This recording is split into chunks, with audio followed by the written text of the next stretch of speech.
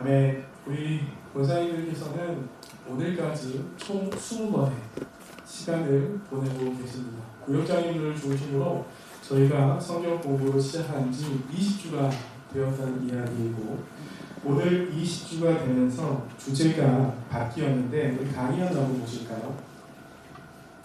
강의하는 시작에 보면은 성경적 세계관과 예배입니다.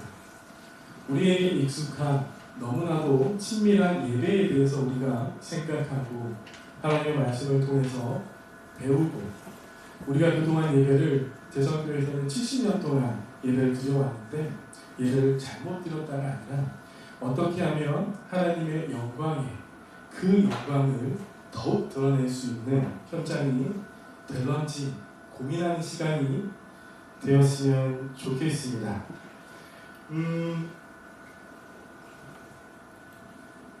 오늘 본문에서 고린도 후서에서 말하는 것은 영광입니다.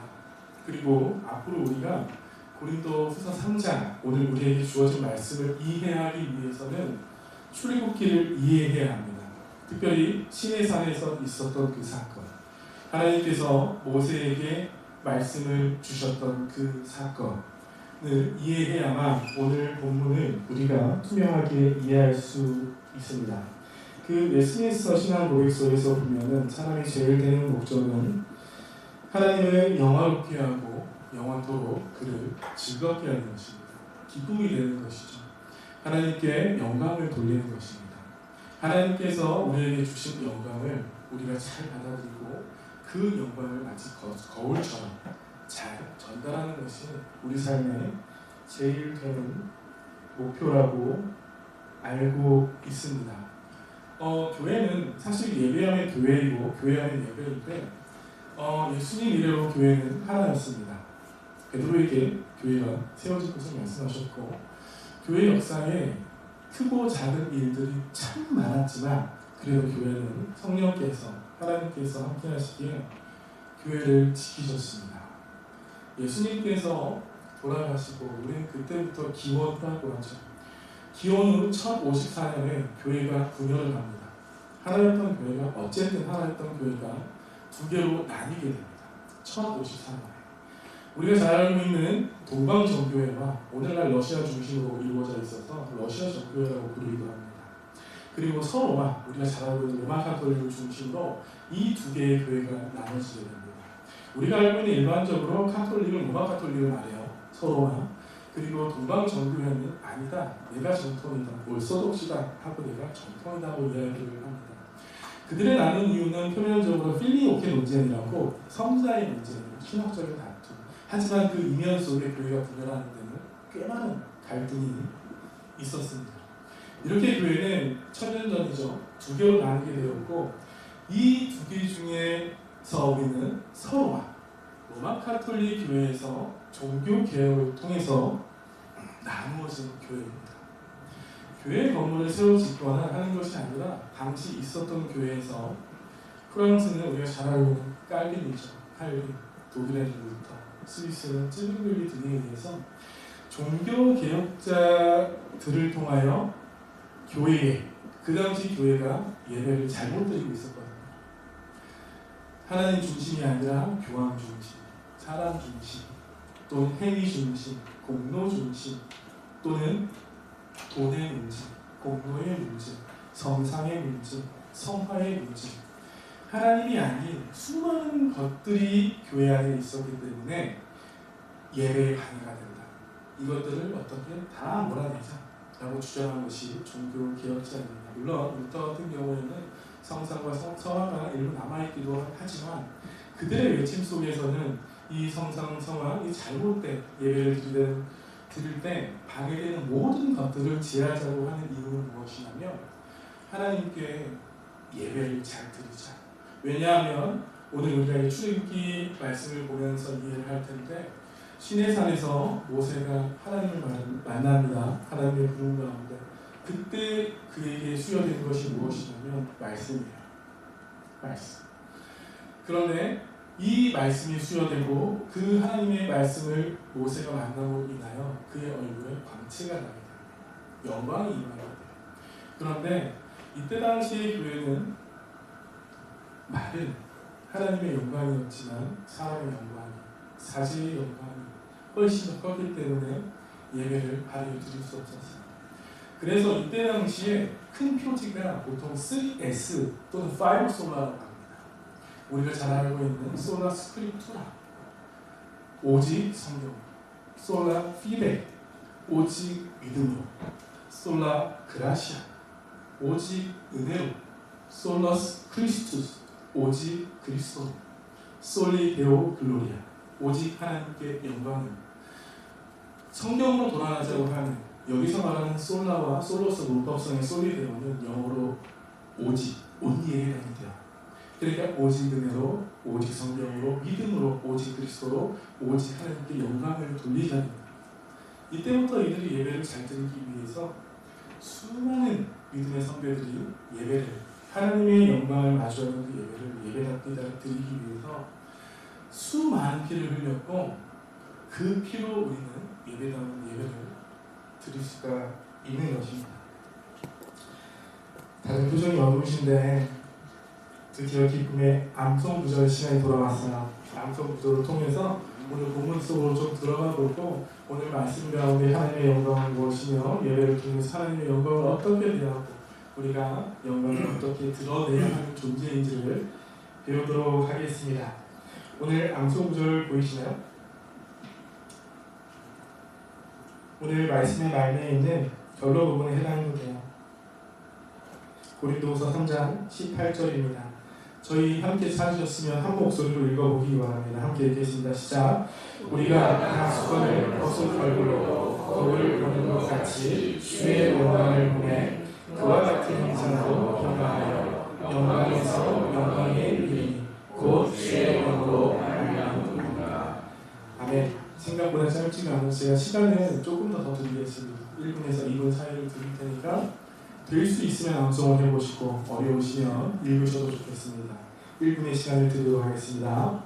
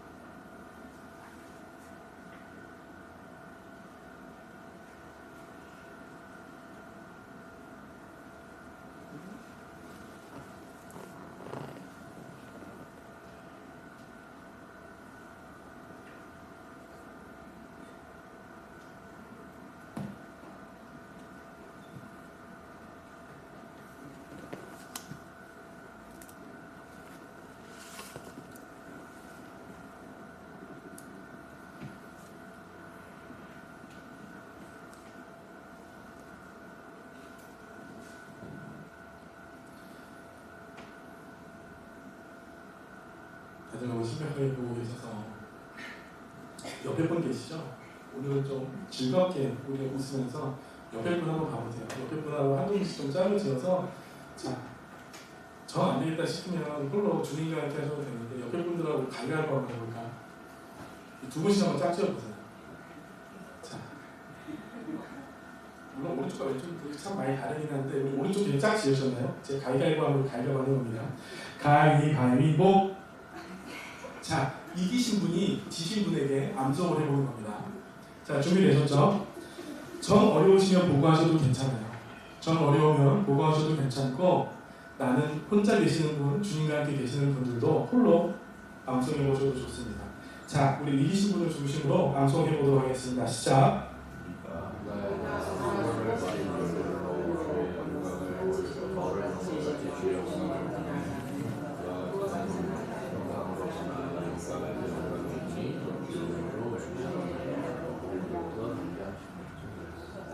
아멘, 잘하셨습니다. 이번에는 지신 분들, 우리 지신 분들이 이기신 분들에게 다시 한번 해보도록 하겠습니다. 우리 함께 시작하겠습니다. 시작! 거울을 보는 것 같이 주의 영광을 보내 그와 같은 형상으로 변화하여 영광에서 영광에 이르니 곧 주의 영광이 나오리라. 아멘. 오늘 암송 구절을 보시니 대략 이제 맥락은 좀 이해가 됩니다. 수건 나오고 영광 나오고 변화 나오고 영광에서 영광으로 이루게 됩니다. 오늘 좀 본문 보실까요? 고린도서 3장 13절입니다. 고린도서 3장 13절을 보면은 우리는 모세가 이스라엘 자손들에게 장차 없어질 것의 결국을 주목하지 못하게 하려고 수건을 그 얼굴에 쓸 것 같이 아니한다는 겁니다. 그러니까 지금 사도 바울의 해석이에요. 모세가 이스라엘 자손들에게 장차 없어질 것의 결국을 주목하지 못하게 하려고 수건을 어떻게 했다는 것이죠? 벗었다는 겁니다. 지금 내용이 좀 헷갈리세요. 14절에서 보면은 어떠냐면 근데 그러나 그들의 마음이 완고하다는 거예요. 그들의 마음이 완고하여 오늘까지도 구약을 읽을 때에 그 수건이 벗겨지지 아니하고 있다고 말합니다. 도대체 그 수건이 무엇이길래? 그리고 그 수건은 그리스도 안에서만 없어질 수 있다고 이야기를 합니다. 그리고 15절에서 오늘까지 모세의 글을 읽을 때에 역시 수건 나와요. 수건이 그 마음을 덮었습니다. 도대체 그 수건이 무엇이길래? 여기서 말하는 모세의 글은 일반적으로 구약을 말하기도 하고 모세가 쓴 창세기, 출애굽기, 레위기, 민수기, 신명기까지 모세의 오경, 토라, 말씀을 이야기를 합니다. 그 말씀을 읽어도 수건이 덮고 있기 때문에 이해도 안 되고 그들이 앞으로 나아갈 수도 없다는 것입니다. 16절에 보면 그러나 언제든지 주께로 돌아가면 그리스도께로 돌아가야지만 그 수건이 벗겨지게 되고 알 수 있다고 이야기를 하고 17절에 보면 주는 영이시다. 주의 영이 계신 곳에서는 여기서는 꾀리의 포듀마라고 하는데 우리 일반적으로 성령이라고 합니다. 성령이 계신 곳에는 자유가 있고 성령께서 그러한 역할을 해 주셔야만 마음에 있는 수건이 벗겨지게 된다는 것이고 18절에서 우리가 다 수건을 벗은 얼굴로 거울을 보는 것 같이 우리가 암송한 내용입니다. 주의 영광을 본다. 성령께서 해 주셔야만 우리를 가리고 있고 우리 마음에 있는 수건이 벗어져서 드디어 주의 영광, 완전한 영광, 영원한 영광을 볼 수 있고 그렇게 되면 어떻게 되냐면 그와 같은 형상으로 변화한다는 거예요. 내 힘으로 되는 게 아니고 성령께서 하셔서 변화가 되고 영광에서 영광이에요. 그리스도의 영광이 내게 임하고 그리스도의 영광이 내게 임한 것이 곧 삶에서 세상에서 다시 이루어진다고 우리에게 말씀을 합니다. 우리는 여기서 궁금해야 돼요. 도대체 모세와 수건의 관계가 어땠는지. 그래서 오늘 고린도후서 3장 마지막 본문의 병행 구절인 출애굽기 34장으로 가보겠습니다. 34장은 꼭 찾아주셔야 됩니다. 출애굽기 34장 29절부터 35절까지 나오도록 하겠습니다.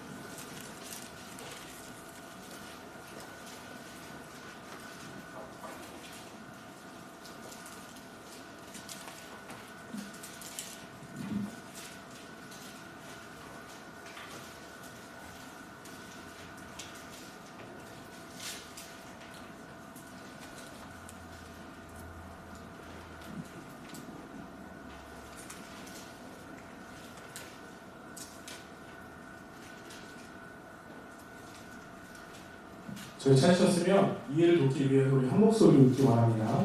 함께 읽겠습니다. 모세가 그 증거의 두 판을 모세의 손에 들고 시내산에서 내려오니 그 산에서 내려올 때에 모세는 자기가 여호와와 말하였으며 말미암아 얼굴 피부에 광채가 나나 깨닫지 못하였더라. 아론과 온 이스라엘 자손이 모세를 볼 때에 모세의 얼굴 피부에 광채가 남을 보고 가까이 하기를 두려워하더니 모세가 그를 부르매 아론과 회중의 모든 어른이 모세에게로 오고 모세가 그들과 말하니 그 후에야 온 이스라엘 자손이 가까이 오는지라.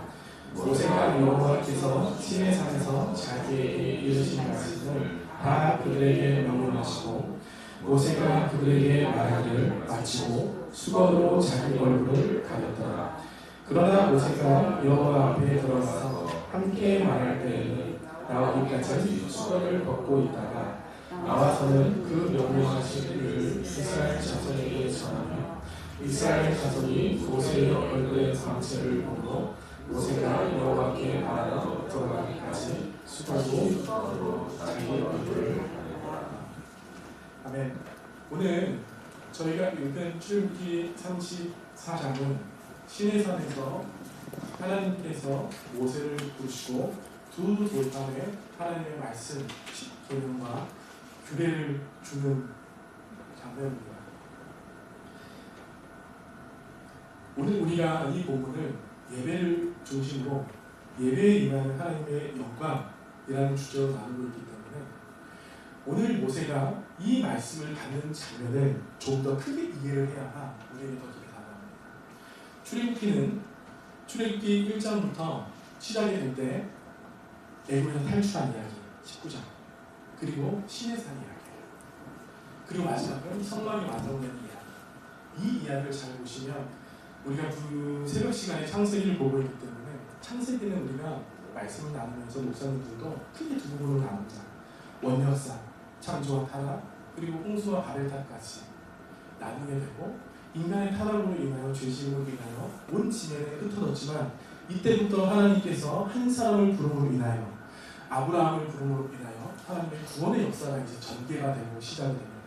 그 이야기가 12장부터 50장까지 진행이 됩니다. 우리가 잘 알고 있듯이 야곱, 이삭, 그리고 아브라함, 이삭, 야곱, 그리고 요셉까지.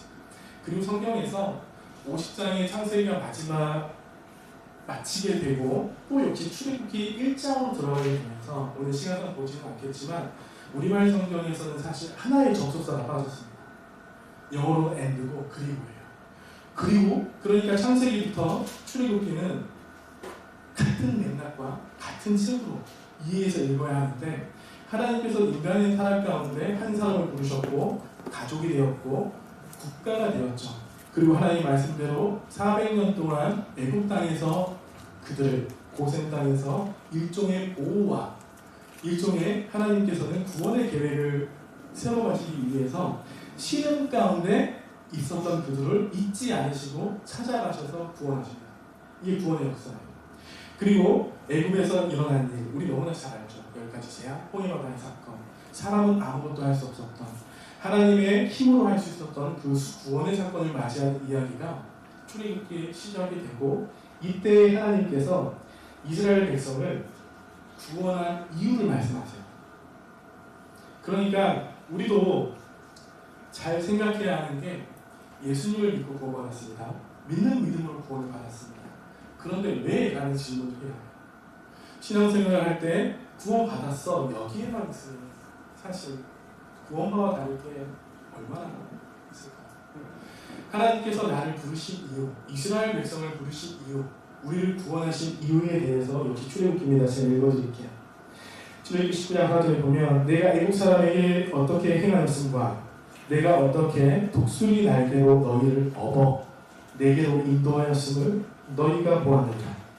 세계가 다 내게 속하였나니 너희가 내 말을 잘 듣고 내 언약을 지키면 너희는 모든 민족 중에 내 소유가 되겠고 너희가 내게 대하여 제사장 나라가 되며 거룩한 백성이 되리라. 너는 이 말을 이스라엘 자손에게 전할지니라. 하나님께서는 이스라엘 백성을 구원하신 이유가 제사장 나라가 되고 거룩한 백성이 되게 하시겠다는 것이 구원하신 이유입니다. 마찬가지로 우리를 예수님의 피로 그 핏값으로 구원하신 이유가 예배를 드리게 하시고 거룩한 삶으로 살아가게 하시는 것이 하나님께서 원하신다는 것입니다. 제사장이란 하나님과 사람의 사이를 연결하고 하나님의 뜻을 전달하며 거룩함을 가르치고 예배를 인도합니다. 제사장의 나라는 예배하는 나라는 하나님의 세상에 드러내고 다른 민족 가운데 하나님의 뜻을 나타내는 공동체입니다. 다시 정리하면 제사장 나라는 예배하는 나라요. 이스라엘을 부르신 것은 하나님의 단순히 이스라엘 백성이 노예 해방이 아니라 아파하고 신음하던 이스라엘을 구원하신 것이 아니라 예배하는 나라와 예배하는 사람들로 부르셨다는 것입니다. 하나님께서는 이렇게 출애굽기에서 그들을 구원하시고 출애굽기 엑소도스라고 하거든요. 엑소도스. 우리 그 비상구 있잖아요. 엑시트. 애굽은 비상 상황이 발생을 했고 가나안 땅으로 하나님께서 구출하신 겁니다. 구출하셔서 너희는 예배해라. 그리고 예배하는 사람처럼 살라고 말씀하셨고 또한 이들에게 예배를 해야 한다면 가장 필요한 것이 무엇일까요?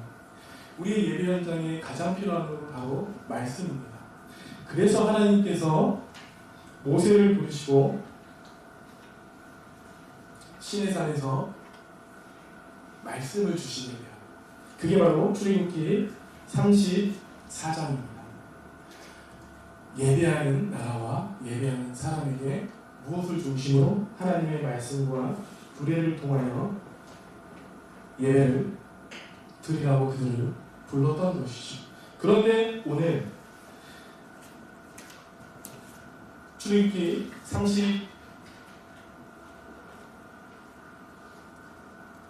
34장에 보면 이제 수건 문제와 연관인데 그 예배에 필요한 말씀을 받을 때 모세가 하나님을 만났고 그 말씀을 들었고 그때 34장 29절 하반절에 보면 여호와와 말하였으므로 말미암아 얼굴 피부에 광채가 나나 깨닫지 못하였더라.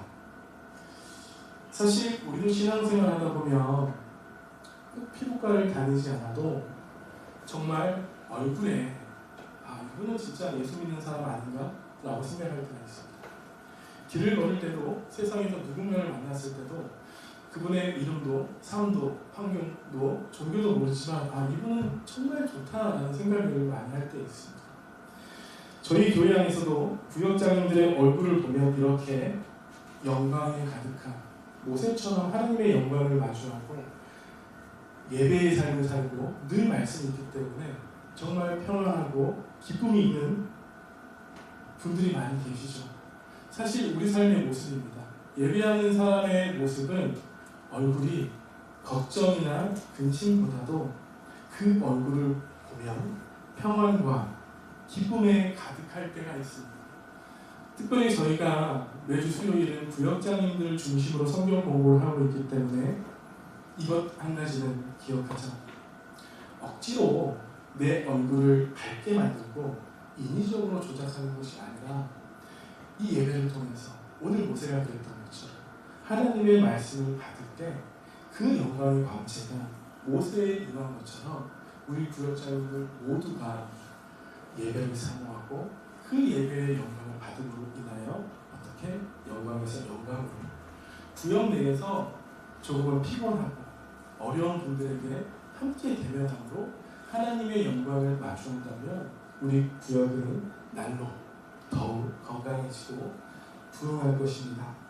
30절에서 보면은 아론과 온 이스라엘 자손이 모세를 볼 때에 모세의 얼굴 피부에 광채가 남을 보고 그에게 가까이 가기를 두려워하더니 모세가 그들을 부르매 아론과 회중의 모든 어린 모세에게로 오고 모세가 그들과 말하니 그 후에야 온 이스라엘 자손이 가까이 오는지라.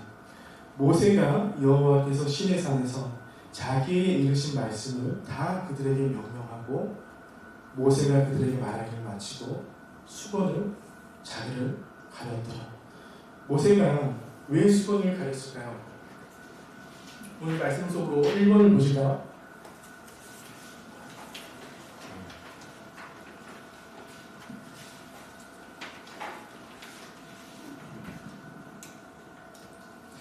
말씀 속으로 1번을 보면 모세가 자신의 얼굴을 수건으로 가린 이유는 이스라엘 백성이 여기는 몇 가지 이유가 있습니다. 첫 번째는 이스라엘 백성이 모세의 빛난 얼굴을 보고 가까이 나오기를 두려워했습니다. 죄인은 하나님의 영광 앞에 서면 견딜 수가 없죠. 욕심, 탐욕, 죄, 더러움이 다 드러나기 때문에 감히 접근을 할 수가 없습니다. 오늘 출애굽기는 예배에 하나님께서 예배의 나라로 부르시고 예배를 드리는 사람으로 살아갈 것을 말씀하시고 그 중심에 시내산에서 말씀을 주시고 출애굽기 40장에는 그 말씀이 있는 임재가 있는 성막, 오늘날로 말하면 성전이 완성하게 되는데 우리가 생각을 해보면 성전은 뜰과 성소와 지성소로 나누어집니다. 그곳은 대제사장도, 그러니까 지성소의 언약궤 안에 하나님의 두 돌판 말씀이 보관이 되는데 그곳에는 어떤 누구도 들어갈 수 없죠. 죄된 사람, 속죄일 단 한 번, 대제사장만 그곳을 들어갈 수 있습니다. 그러나 우리는 예수님으로 인해서, 예수님의 십자가 사건으로 인하여 그 성소와 지성소 사이에 있던 휘장이 갈라짐으로 인하여 예수님을 믿는 믿음으로 누구나 나아갈 수 있는 거예요. 그러나 오늘 사도 바울이 지적하고 있는 것처럼 오늘 모세에게 수여한 것은 그때 당시에 하나님을 만나고 하나님의 백성으로 살아가기에 필요한 규례를 주셨지만 그것은 완전한 영광은 아니라고 이야기하는 겁니다. 그 영광은 없어질 영광이다. 앞으로 그리스도가 오기 전까지 율법으로서의 역할, 예수님의 그림자가 되고 몽합선생이 되어 예수님, 즉 완전한 영광 앞에 서야 하기 때문에 그때는 그 율법은 결코 완전한 것이다. 그리고 오늘 고린도후서에서 사도 바울이 말하는 것처럼 아직도 그 율법의 영광에 있는 사람은, 그 수건을 쓰고 있는 사람은, 마음을 가리고 있는 사람은, 그 사람은 어떻다에 대해서 오늘 우리에게 말씀을 증거하는 것이죠. 결코 그들에게는 생명이 없고 오직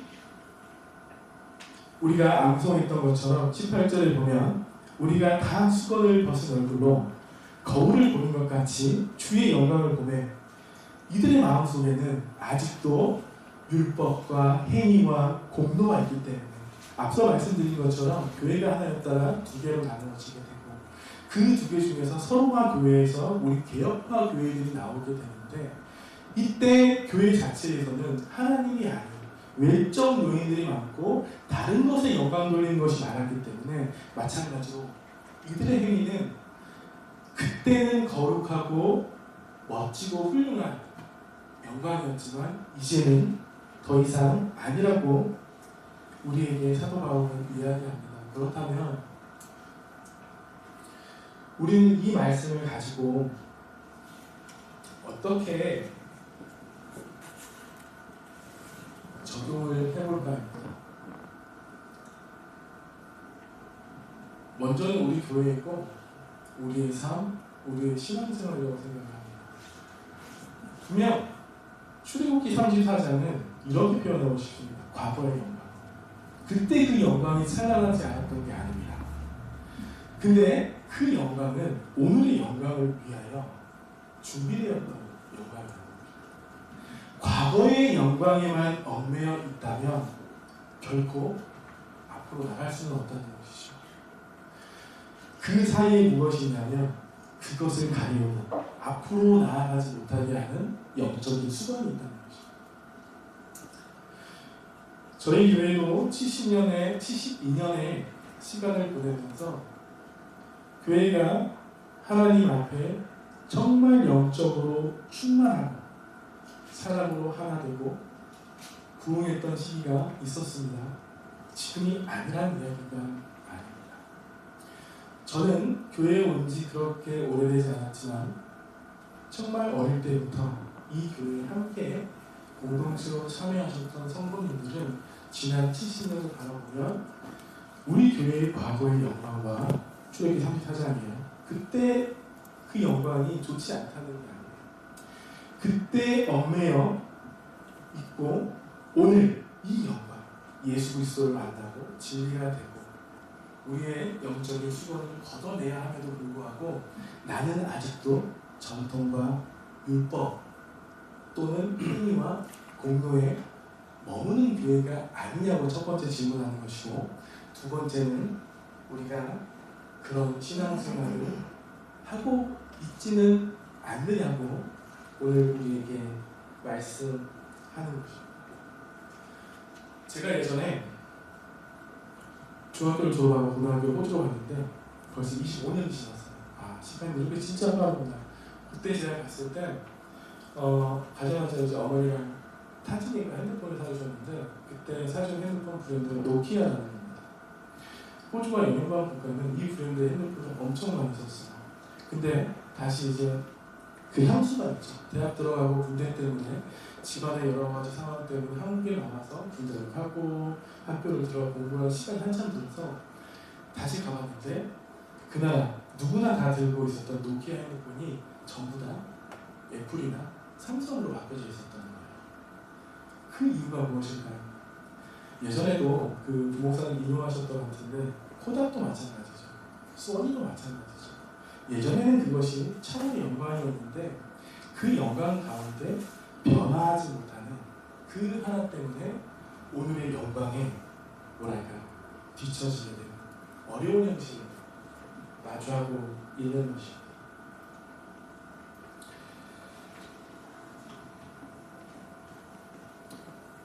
그래서 모세는 그 자신의 어떤 수건을 이스라엘 백성에게 가림으로 인하여 이 메시지를 그들에게 주고 싶었던 겁니다. 하나님의 말씀이 수여되고 그 자리가 예배의 자리고 예배의 현장인데 그 하나님께서 받은 영광이 내 얼굴의 광채가 사도 바울의 이야기처럼 영원하지 않을 것을 알았기 때문에 과거의 그 영광이 영원하지 않은 것을 알았기 때문에 사도 바울은 모세는 그 얼굴을 그들에게 가렸습니다. 또한 오늘 본문이 구약을 넘나들기 때문에 사실 어려운 부분이 있는데 출애굽기 34장을 보면은 하나님께서 두 번째 말씀을 수여하시는 장면이에요. 사실 하나님께서는 먼저 모세를 부르셨고 두 돌판을 치고 만드셨고 모세에게 주셨고 하나님께서 말씀을 주셨어요. 그런데 이때 그 사이에 40주야를 모세가 하나님과 함께 마주했는데 사나의 백성들은 모세를 보지 못함으로 40 동안 보지 못함으로 불안함이 생깁니다. 그래서 눈에 보이는 송아지를 만들게 되죠. 금 기고리를 다 빼서 아론과 함께 더불어서 그 금송아지를 만들고 이게 우리의 신이다 라고 이야기를 합니다.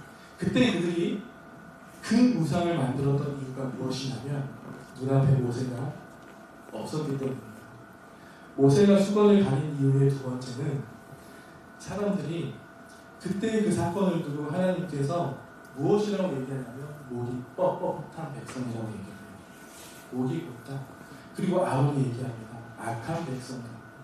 이렇게 영적으로 어린 백성에게 모세는 자칫 그 자신에게 드러난 영광이 내 것처럼 보일 수 있기 때문에 그러니까 이스라엘 백성이 말씀을 듣고 받고 예배의 대상을 하나님으로 생각해야 했지만 모세 스스로가 이 사람들을 볼 때 아직 영적으로 미숙하기 때문에 얼굴을 가리게 돼요. 자, 두 번째 말씀 소고입니다. 바울이 말한 거울을 보는 것 같이라는 표현은 무슨 의미입니까? 이 대답은 우리가 묵상 이야기 한번 참고했으면 좋겠습니다. 묵상 이야기에서 이 내용에 대해서 잘 설명하고 있는 것 같아서 우리가 한 목소리로 읽겠습니다. 시작. 거울 효과라는 심리적 현상이 있습니다. 이는 타인의 행동이나 언어를 무의식적으로 모방하는 것으로 이를 통해 타인과의 친밀함이 형성되고 유대감이 깊어지며 공감 능력이 향상됩니다. 사랑하면 계속해서 그 사람을 보게 되고 계속 보다 보면 그를 닮아가게 됩니다. 사랑하는 누구의 얼굴이 닮아갈 때 우리는 우리를 사랑하셔서 찾아오신 하나님의 사랑을 자꾸 바라보며 그분을 닮아가게 됩니다. 이것이 우리가 예배하는 이유이며 예배를 통해 우리에게 당신의 영광을 비추시는 하나님의 마음입니다. 헐과 죄로 죽었던 우리를 긍휼히 풍성하신 하나님께서 예수님의 십자가로 죽음과 부활을 통해 우리를 구원하셨습니다. 이제 우리는 우리에게 덮여있던 수건을 벗어던지고 하나님 앞에 언제든지 자유롭게 나아갈 수 있습니다. 더 이상 구약 34장에 있었던 그 영광, 구약 세계에 있던 그 영광을 예수님께서 십자가에서 한 번에 이루셨으므로 인하여 우리는 제한 없이 그 영광을 마주할 수 있게 되는 것입니다. 마지막 세 번째 말씀 소고입니다. 주님의 형상으로 변화되어 영광에서 영광에 이른다는 것은 무엇을 의미합니까? 이것은 하나님께서 세상을 사랑하셔서 독생자 아들을 주셨고 십자가와 죽음과 부활로 우리를 향한 사랑을 확증하여 보여주셨으며 이제 이 진리를 믿는 모든 사람은 영생의 복을 누리고 의롭다함을 받게 됩니다. 하지만 우리의 여정은 여기서 끝이 아니라 우리를 새로운 피조물로 회복시킨 하나님의 모습으로 닮아가고 살아가는 것이야말로 우리의 역할이라고 오늘 성경이 말씀하고 있습니다. 오늘 본문의 마지막 우리가 암송구절 외웠던 것처럼 이제는 더 이상 예수님의 십자가 사랑으로 우리가 다 수건을 벗은 얼굴로 거울을 보는 것 같이 주의 영광을 보내 그와 같은 형상으로 변화하여 영광에서 영광에 이르니 이 모든 것이 주의 영으로 성령으로 말미암았다고 이야기를 합니다. 오늘 예배는 다른 말로 하면 영광입니다. 영광을 마주하는 현장이고 하나님의 영광이 임하는 곳입니다. 그러므로 우리 삶에 특별히 우리 교역자님들에게 예배가 선택이나 출석이 되는 것이 아니라 그 찬란한 하나님의 영광을 마주하고 무엇보다 완성된 그리스도의 사랑으로 완성된 십자가로 완성된 예수님의 영광을 이곳에서 함께 마주하고 그 영광을 마치 반사된 영광에서 영광으로 전하는 우리가 모두 될 수 있기를 원합니다.